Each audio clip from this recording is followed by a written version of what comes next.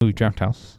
I'm your host, Mark. It's a 5-minute review. In today's review, we'll be talking about the recently released on streaming and your likely best picture winner at this year's Oscars, the Christopher Nolan film Oppenheimer. And pushed it with my mouth. But it is now available to stream on Peacock, exclusively on Peacock, as of, what would it be, February 16th. But it is the story of the father of the atomic bomb here in the United States, and of J. Robert Oppenheimer, and you know how he raced time to produce a weapon of mass destruction, and save American lives by also destroying cities in Japan and all of the things that come with that, all the feelings and guilt and pride and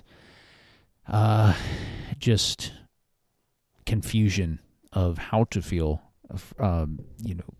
by producing something so powerful and introducing to the world this technology that can really end all life on Earth, if used in a nefarious way. And so it's a 3-hour movie. It's directed by Christopher Nolan, so it's good.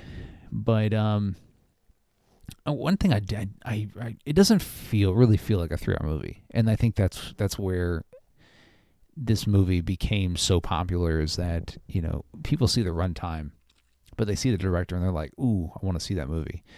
But Christopher Nolan does such a good job of using the score to kind of frantically pace, even though the film's not frantically paced. But the score makes it feel like we're racing somewhere, and in the film, Oppenheimer is racing against time to produce this weapon before Germany, before Russia. And then it's set to the backdrop of, it's told, some scenes are in black and white, and that's told through Robert Downey Jr.'s character, who is Louis Strauss. He's, trying to become, he's a politician, but he's trying to become a congressman. And when in his scenes, which is meant, Nolan shot it in black and white, or not shot it in black, but it's black and white, is because that is actually what happened.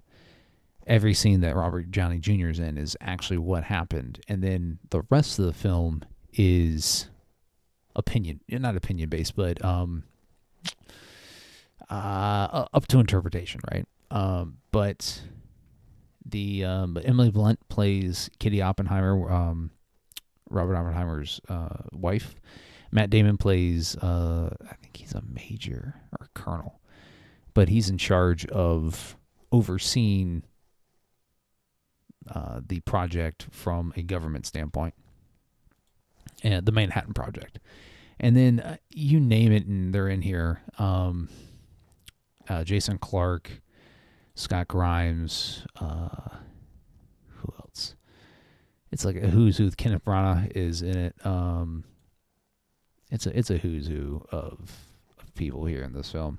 But that's also something I didn't like, is that Nolan uses very well-known characters or actors in very bit roles.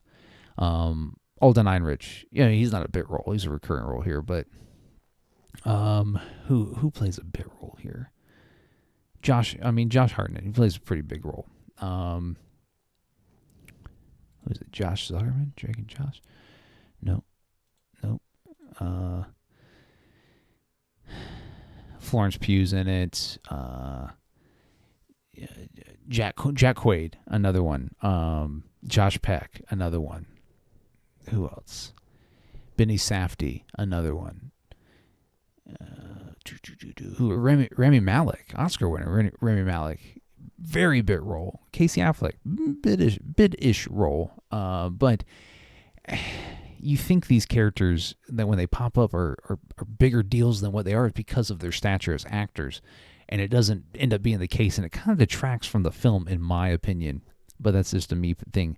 But it's so supremely acted. Cillian Murphy is going to win Best Actor for it. Nolan's going to win Best Director. It's going to win Best Picture. Best Screenplay. I think it's an adapted screenplay. But I mean, it's so fantastic, and it's crazy because I feel like Nolan's made better films, but this is the one that's going to get him a movie based just dialogue heavy is going to be the one that gets him finally his Best Director Academy Award and Best Picture. So anyways, hit the subscribe button when it pops up. I highly recommend it, by the way. Hit the subscribe button when it pops up. So you want to see future content here on the podcast. You want to follow the podcast on all your favorite social media platforms. We're on Twitter, TikTok, Instagram, right here on YouTube at Movie Draft House.